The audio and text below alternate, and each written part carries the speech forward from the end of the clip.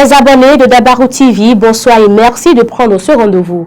Un fait divers pour vous démarrer ce Flash Info. L'avortement a été encadré au Bénin le jeudi 21 octobre 2021 à travers le vote de la loi numéro 2021-12 modifiant et complétant la loi 2003-04 du 3 mars 2003 relative à la santé sexuelle et à la reproduction en République du Bénin. Ainsi, l'interruption volontaire de grossesse requiert une certaine exigence avant son effectivité. À Parakou, certaines filles ont déjà fait l'expérience. Une jeune fille interrogée sur la question qui a requis l'anonymat confie « Je l'ai fait une seule fois et tout s'est bien passé. Grâce à cela, je continue les études et j'ai pris conscience, car l'opération fait très mal. On apprend de ses erreurs commises. Si je n'avais pas interrompu cette grossesse, je ne saurais pas combien les conséquences sont énormes. » Tapez www.dabarou.bj pour plus de détails.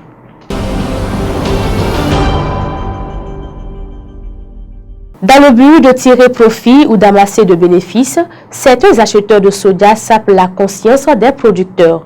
Ceux-ci font croire aux producteurs que la contribution du gouvernement à la promotion et à la recherche agricole, perçue au cordon douanier fixé à 30 francs CFA par kilogramme, est loin d'être effective.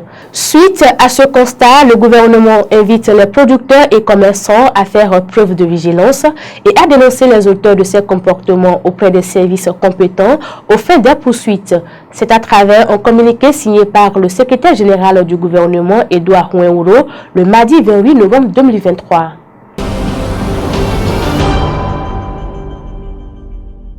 Les espaces pastoraux des arrondissements de Garou et Madékali dans la commune de Malanville sont désormais cartographiés. Les différentes cartes ont été présentées aux parties prenantes lors d'un atelier de restitution à la salle de réunion de la mairie le 22 novembre 2023. L'objectif de cet atelier est de procéder à la présentation et à la validation des cartes des espaces pastoraux produites au niveau de chaque village, suivant une approche concertée avec les populations et les autorités locales. Ces cartes ont été réalisées grâce à GERED ONG et ses partenaires.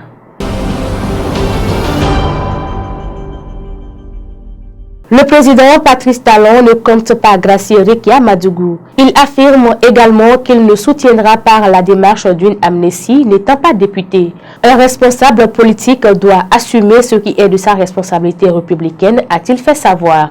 À l'en croire, il ne faut pas prôner l'impunité pour les acteurs politiques, simplement du fait de leur appartenance à la classe politique. En ce qui concerne les Béninois qui sont hors du pays, Patrice Talon a affirmé qu'il n'a signé aucun décret pour exiler quiconque. Selon lui, les intéressés sont libres de rentrer au pays et de reprendre de leurs actes.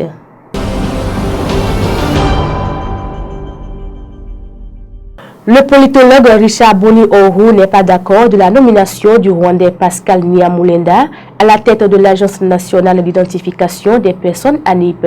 Selon lui, confier les données sensibles de nos concitoyens à un expatrié qui n'a pas de lien fort avec notre pays et qui provient d'un pays où les actions du gouvernement sont souvent jugées douteuses ne témoigne pas de votre manque de complexe. Il a invité le chef de l'État Patrice Talon à reconsidérer cette nomination. L'intégralité de son message publié le mardi 28 novembre 2023 est disponible sur notre site internet www.dabarou.bj.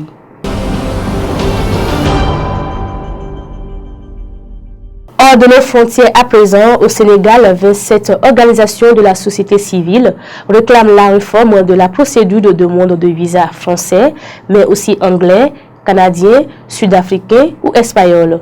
Elles dénoncent une injustice dans le traitement des demandes entre les pays du Nord et ceux du Sud, mais surtout l'externalisation de ces demandes par les États et la mise en place de véritables trafics de rendez-vous. C'est cette information qui vient boucler le Flash Info de ce jour. Mesdames et messieurs, merci de nous avoir suivis. Merci à l'équipe de réalisation. Bonne suite de semaine à chacun.